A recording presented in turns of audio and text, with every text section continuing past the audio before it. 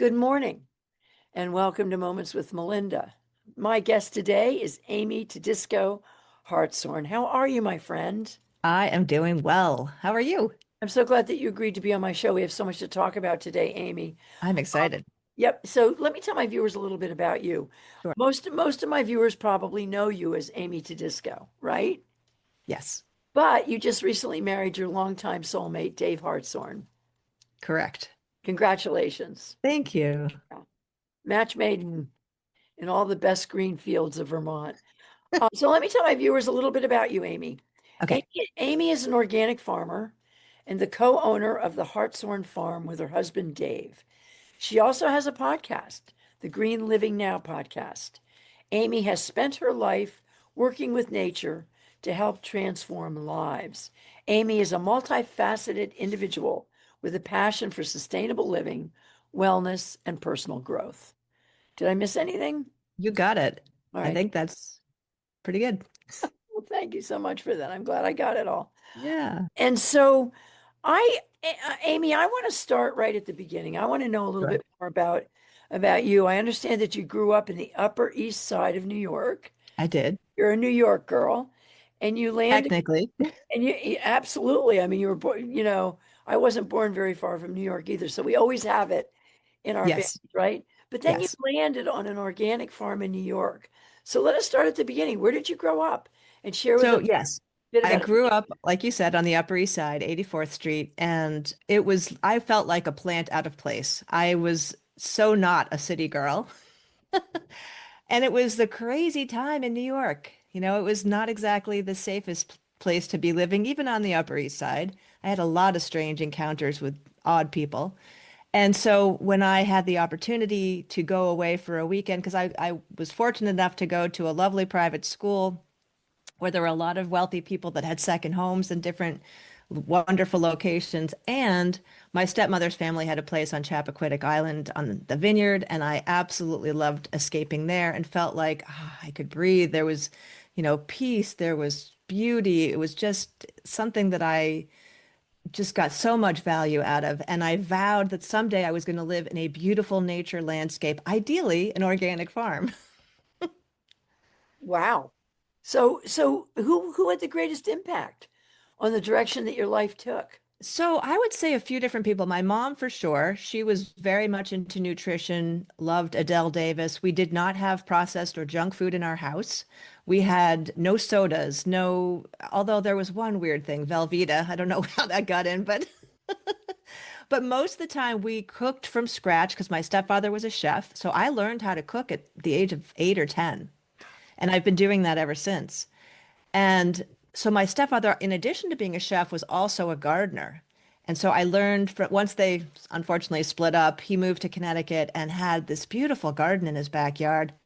And I have such incredible memories from him harvesting stuff and then, running into the kitchen and cooking it.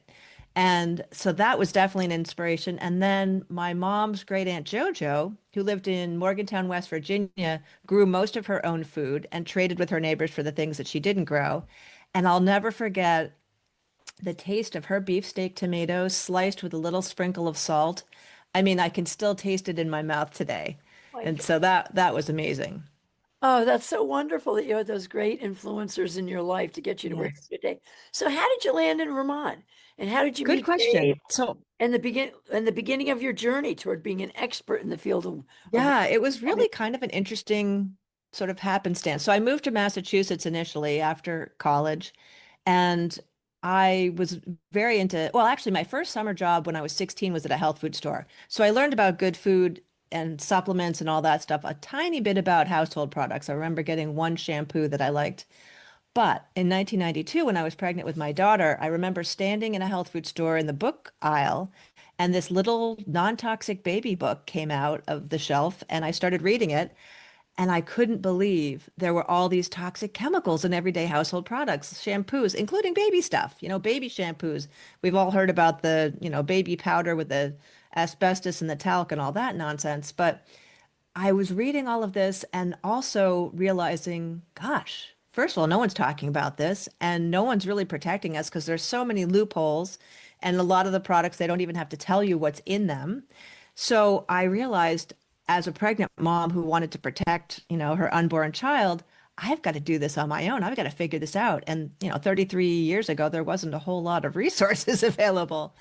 So I did all the research that I could, and it's been an ongoing thing, 33 years, and I'm still learning new things every day because things keep changing.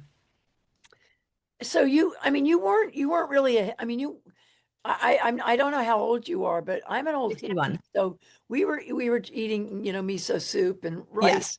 So I should have were been a you hippie, but I sort of was a a little hippie, young. but you were a little young for that. So Yeah, now yeah, you were the technical editor for the Green Living for Dummies book. You founded correct. the Household Toxins Institute with Seven Chen, and you could Right. speak with clients like a fish band member. Now you were Yes. featured on HGTV and almost had an Oprah moment. Talk to me Yes. about how these experiences inspired you to bring practical, proven solutions to your work. Yeah, so I initially started with writing letters to the editor of a local newspaper. I was living in Marblehead, Mass at the time, and I started a conversation in the town, and I got a mixed reaction. There was, better living through chemicals, people who were fighting with me, and then there were those that were kind of, what's that all about? Well, then the state came out with this cancer registry, which they were doing every year, and we found out that Marblehead had three types of cancer above the state average. And that kind of freaked people out. And actually, prior to that study coming out, so-called study, I had created this big Earth Day celebration to really showcase green living. And so we had green workshops, we had green vendors, live music, organic food. I even brought my CSA farmer to do sheep shearing. And so it started to wake up people that were, health conscious. And, we got a few things changed working with the Board of Health to reduce the pesticide use because Marblehead being kind of an upscale community, people had tiny little postage stamp size lawns, but they always had those yellow, signs with the dog and the child with the line through it. And that was the main thing that we figured had to be contributing to this cancer because there weren't a whole lot of other things. So, long story short, I moved out of Marblehead because I really wanted to live in Vermont. It was either Vermont or California, but California had too many issues and it was too far away from my family. So I convinced my former husband to move up with my daughter and myself to Vermont and absolutely loved it. I felt like I was on vacation. This was in 2001. And shortly after was when I got the seventh generation household toxins gig, which was really interesting. So I did that for about a year and then had the almost Oprah moment, as you mentioned, which was so wild. It was getting a call from one of Oprah's producers. She was actually going to come to my home, and I lived in Huntington, your town, and interview me about my green living lifestyle. But at the last minute, decided to go with a nonprofit, which in retrospect, I was actually fine with because I had nothing set up to take advantage of that kind of notoriety. So, kind of to answer your question, I feel like the media that has come kind of spontaneously or synchronistically has just first told me that there's an interest in this topic, that, especially the more I've gotten into this, the more people are waking up. And I think we're realizing that we have to do things differently, that we can start with small actions, but we really need to take care of ourselves and the planet, or we're not going to survive. So I think that's kind of my motivating force that I don't feel like I could not do this work. It feels like it's a passion, and I feel like I'm here to share this message to help inspire people and have them sort of learn by what I'm doing. And you've done I'm very much a walk the talk kind of person. absolutely, and you've done it your whole life. Um, Yes. Amy, did you see the movie Chemical Reaction? I don't know that I All right, did. well, write that down. It's about Okay. folks up in Canada who outlawed Roundup. And so Ooh, oh, chemical I'd love to reaction. see that because I would love to see that happen No here. kidding. I mean, so chemical reaction, and to my viewers, check it out, Google it.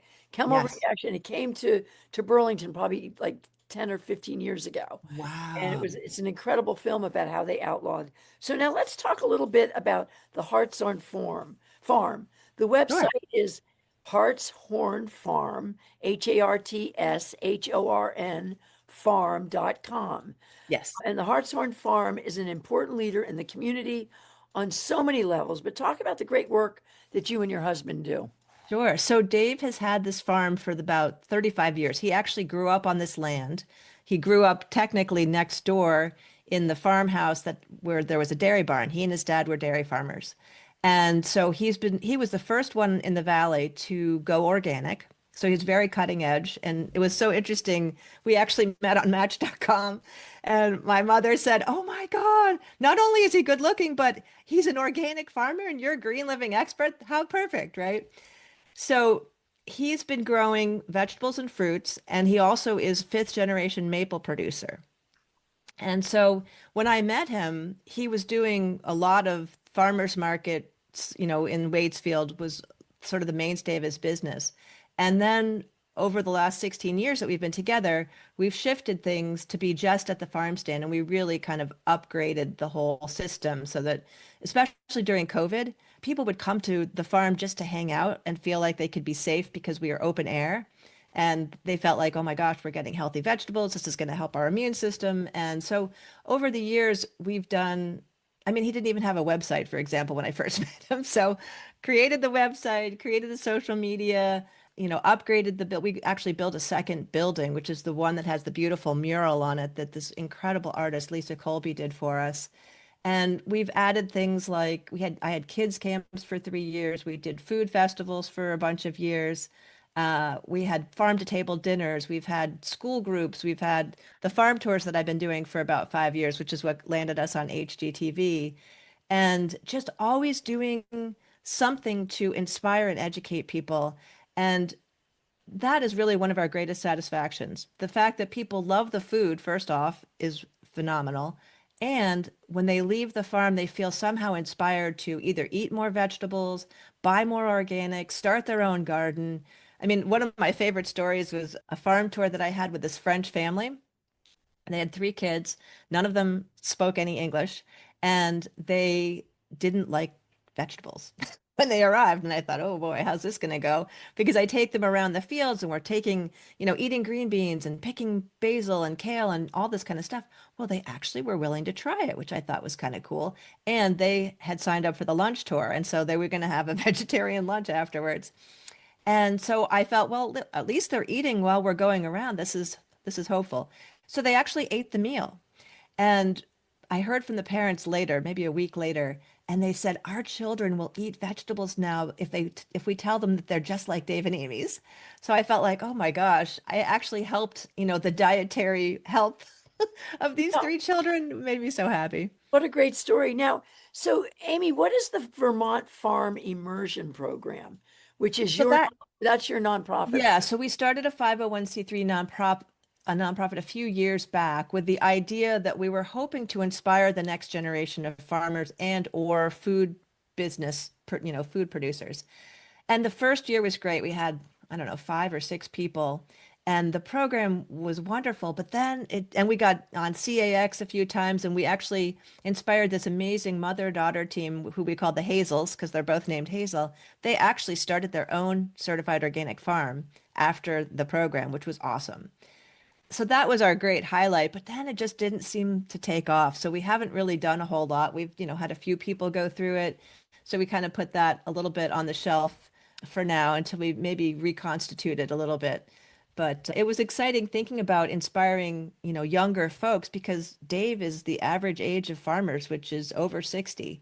Mhm. And it's a lot of work and it has taken its toll on him. And so we've had these plans of, and maybe some of your listeners might be the perfect fit, I don't know, but we've been looking for a younger couple who wants to grow organic vegetables and fruits because we also have established blueberries and we do strawberries with pick your own. And would love for them to be sort of leasing the farm fields to grow the vegetables so that we can focus more on the educational, the agritainment, all those different kinds of activities with our cow train and our pizza oven and all that sort of Well, thing. that's a call out to my viewers then. Yes, Now yes. So if consider, anybody knows a couple that, absolutely. wants to do this, Have, we would have you love to talk. have you reached out to the Intervale at all about maybe some of their I farmers? haven't talked to and we were in the, what was it, Land for Good listing, and we actually had for one season, we had this amazing young couple that were gung ho until almost the second season, and then at the last minute decided to go back out west and become cattle farmers, which is Well, kind of where they started. you never know with the Intervale that they might have a farmer. So Yeah, now, that's not a bad idea. but we're going to move into your most important work. I mean, Sure. maybe it's not your most important, but I think it is very important. It's your work with toxins that led you Yes. to say this, in quotes. What if the products in your home were quietly undermining your health? Talk to us about this, Amy. Yes. So that was really based on the realizations that I had that moment in the health food store when I was pregnant and realizing that all of these chemicals were, I mean, we have something like just in food, there's about 10,000 chemicals.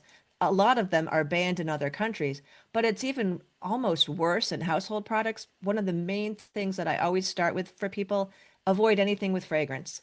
Anything that says fragrance or parfum, the French version, those are typically loaded with toxic chemicals. And if you think about it, laundry detergent is something that you're exposed to 24/7. Even if you're sleeping naked in your bed, you're still going to have the stuff on your sheets and pillowcases.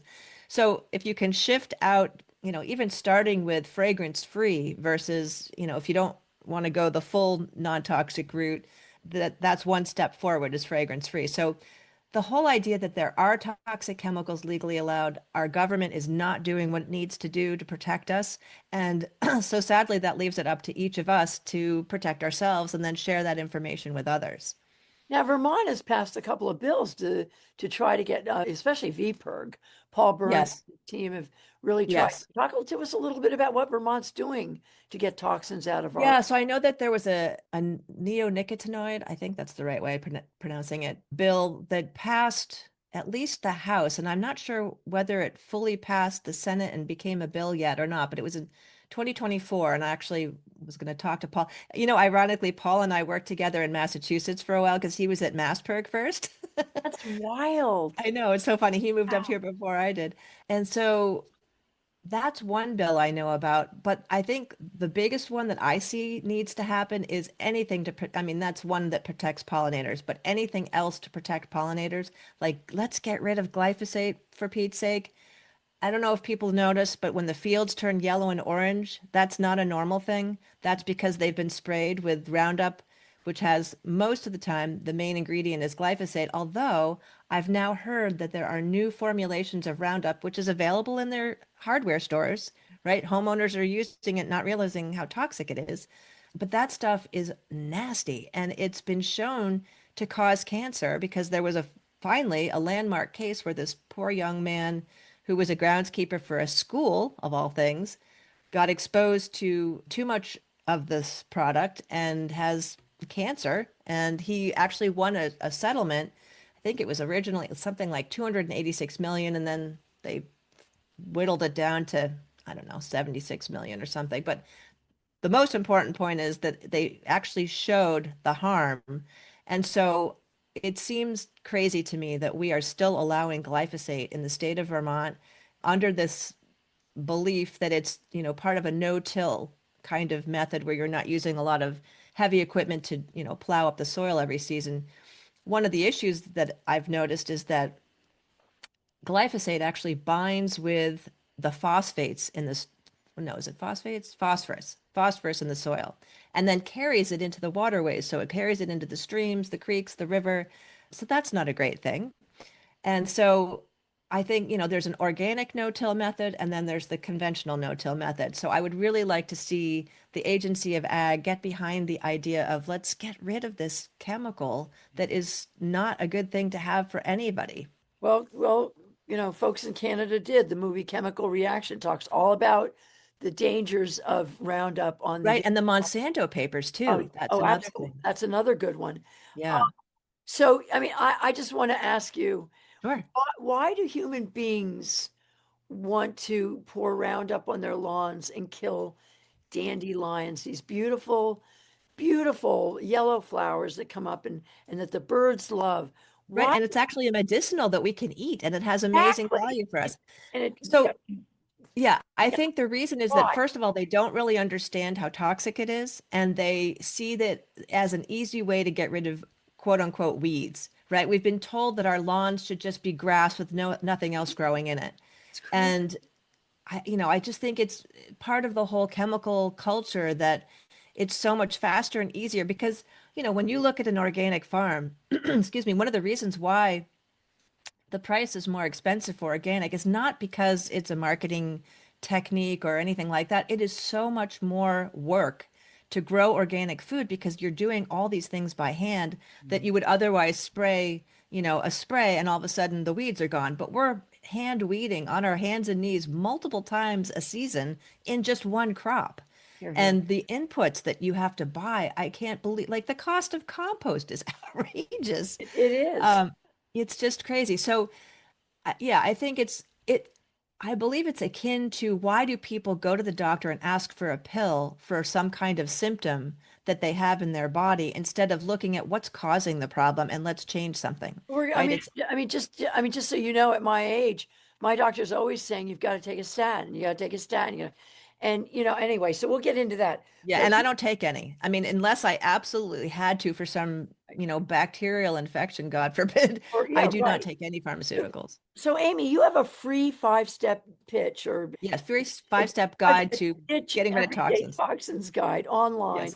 Yes. at greenlivingnow.com. Please go to that Correct. website, my viewers, greenlivingnow.com. Talk to us Yes. about these 5 steps. Right. So it's five quick and easy steps that you can take. So one is about food, one's about getting rid of plastic. I mean, the topic of plastic is absolutely horrifying when you hear that we could be eating the equivalent of a credit card size of plastic a week. It's been found in our brains. They think it's contributing to Alzheimer's. They think it's contributing to heart disease because it's getting inside people's arteries and veins. It's in the placenta.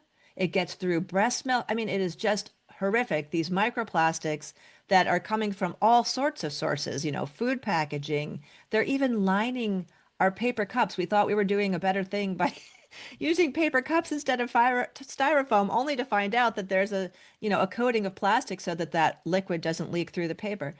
So this guide is a quick, easy way to get a few wins, and I have a few other resources on the website as well that are free, like a toxic pantry quiz, so you can find out what are some of the biggest issues that might be hiding in in your pantry. This is so cool. So, to my viewers, I want you, when the show's over, to go visit, write it down, greenlivingnow.com. It's a Correct. terrific website, and you will learn so much about it, and your health will be better. Now, you share with us some of the programs that you've created on your wonderful podcast. Yeah, so thank you. I'm interviewing people that are either experts in some form of green living or holistic health or sustainable ag, or people that have healed themselves from something, usually autoimmune diseases that doctors can't figure out what's going on with them, but they've had to figure it out on their own because the hamster wheel of Western medicine did not work for them. So I have some incredibly inspiring stories. I mean, one in particular, this young woman, when she was 24, looked healthy from the outside, thin, fit, was running, ate a mainstream diet. But the last sort of straw that broke the camel's back, so to speak, was they had toxic mold in their bathroom in this rental apartment. And that's what pushed her over the edge. And that's fairly common. We're all exposed to toxins every day, right? But we do have an immune system, and hopefully we're feeding ourselves really good quality, nutrient dense, ideally organic food to keep building that immune system and helping to get rid of the toxins. But if we keep filling up, our bodies with all these toxins, eventually we're going to have terrible consequences. And she did. She couldn't eat food without, vomiting. She had hives. She had gut problems, skin problems. And so when somebody has these kinds of reactions, goes to the doctor, immediately they're put on pharmaceuticals, then they're sent to different specialists for, oh, you've got an arthritis-like condition. Okay, well then go to that arthritis doctor. They don't look at the whole picture. They aren't trained to do that. It's not that they're necessarily bad people. I think there's a lot of great doctors, but that's not part of their training. Well, they And never talk. so, Amy, can I just ask you something? yes. When I go to the doctor with something, they never ask me, so Melinda, what are you eating? Oh What are you gosh, no. drinking? How are you sleeping? I Right, mean, exactly. nothing about how Right. I'm living. It's just this is 4 hours, what I I think, of training is what got. they get on that. It's insane because then it's like, okay, here we want you to take this pill, go get this test. So Yes. from here to that. Now, humanity is destroying its home. I understand that birds are cracking because they are so full of plastics. Younger people are being diagnosed with cancer, the air we Oh breathe, my gosh. the Trump administration. So what they're doing to our environment. What is your vision for the future of the human life on Earth at its current trajectory? Ah, that's a great question. Thank you. So my vision is that we all are awake and aware, and we realize that this toxic way of living is not working, and that we kind of need to go back to the way our grandparents were living, right? Food used to be food. We didn't have to call it organic. We didn't have all these toxic chemicals in everything. We weren't eating highly processed foods. We weren't using toxic shampoos and cleaning products. And, one of the things too, people's homes, because we are much more energy efficient, which is great, are much tighter. So we're not getting the airflow to get this stuff out. So we need to open our windows every day. So my vision is that we are looking at not just our own immediate needs and making things easy, but we're looking at what is the impact of all of these decisions? How is this impacting not just us, but the next generations, right? The children, the grandchildren, all the animals and the creatures that we just adore. We've got to do better. You have to do better, and you're helping to lead that. Now, RFK Jr. is shaking up our healthcare system. Are there areas where you agree with him?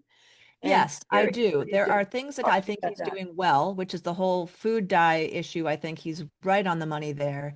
I think that, even I know this is controversial, but I think we need more analysis of the vaccines from an independent perspective, not from the manufacturer-backed science, because I feel like that's a huge business that's making a lot of money. We need to know the facts and not just, the reconstituted stuff that we're getting from the industry. What And about that's the fluoride? What about fluoride? Fluoride. I am not a fan of fluoride. I Me, don't me think it's either. I never needed. gave my kids fluoride. No, I made sure that we didn't have fluoride toothpastes with my daughter growing up. I mean, it was a neurotoxin. Yeah, They right. used it in warfare. So there are Um, things that he's doing that we can agree with, but also some of the correct. stuff is really crazy. But like the Right. measles vaccine things.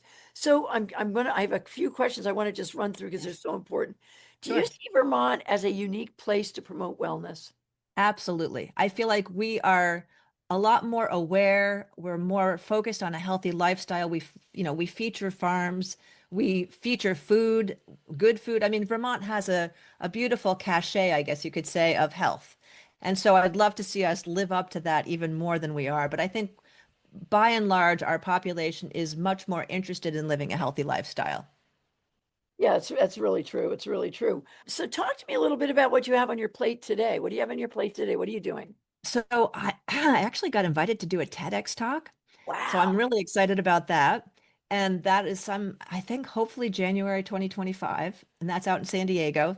So we're doing an epic family trip across the country because we've always wanted to travel the country.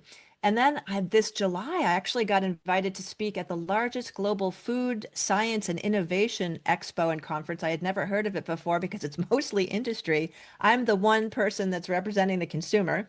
So that should be fascinating.